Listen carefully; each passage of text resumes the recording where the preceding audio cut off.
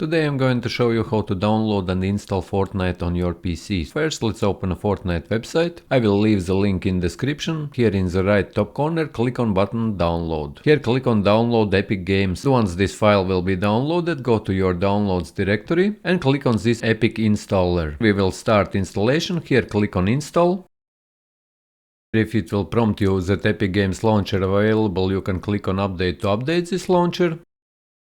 And you will see Epic Games Launcher on your desktop. Click into this Epic Games Launcher. Here you can sign in or create account if you don't have account here at the bottom by clicking on create account on link, and then you can come back and sign in. Once you are logged in, accept your install location. Click on install. The Epic Games Launcher will be installed on your computer, and here you search for Fortnite. Click on it. And here in the left bottom corner, click on this button downloads. This is quite big download. It's about 69 GB. Once installation is done, here you can see quick launch where you can launch here, or you can go to your library and you will see your Fortnite, which you can click on, and there you have it. This is how you can install Fortnite on your PC.